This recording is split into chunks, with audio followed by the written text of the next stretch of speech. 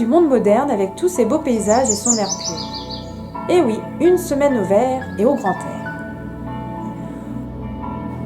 Profitez de la beauté des peintures verdoyantes, houpesses, vaches montbéliardes et chevaux comtois, des gazouillis des oiseaux, du calme de la campagne tout en étant plongé dans une eau entre 35 et 40 degrés en pleine nature.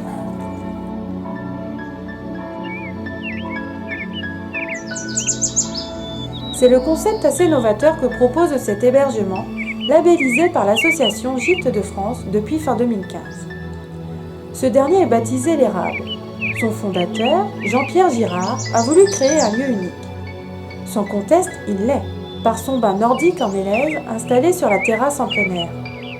En fonction de la chaleur de l'eau souhaitée, l'occupant peut charger de bois le poêle encastré dans la grande cuve.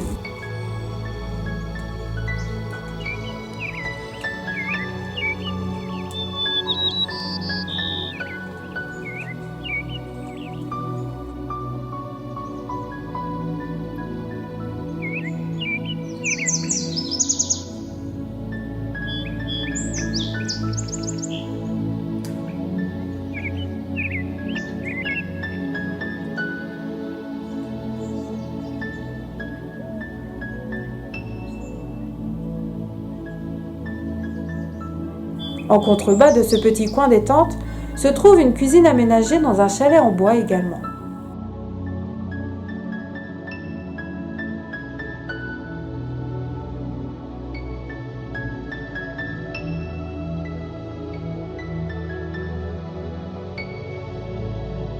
L'originalité de ce lieu de séjour, c'est que la chambre est perchée entre un érable et un frêne de bon diamètre. Il est accessible par un escalier extérieur en bois forcément.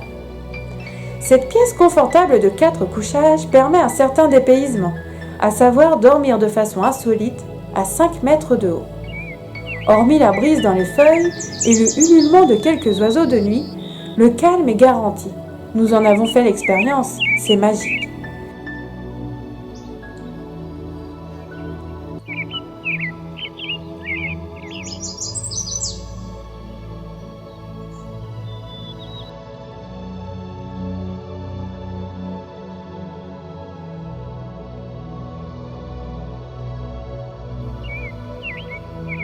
Deux hublots permettent même de profiter des nuits étoilées. Situé dans la vallée de la Loue à 15 km d'Ornans, ce gîte offre de multiples sources de relaxation pour les gens stressés par la vie citadine. Ruisseaux, petits étangs avec carpes, grenouilles, jardins, vergers. Ce cadre est bucolique à souhait.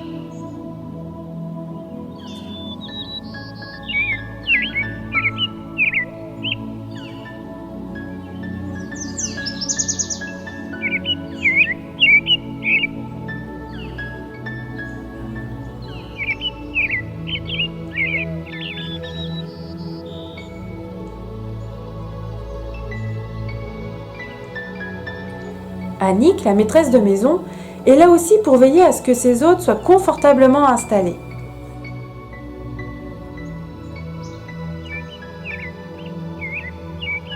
Je voulais ouvrir un gîte pour voir du monde, échanger, partager des expériences, déclare Jean-Pierre.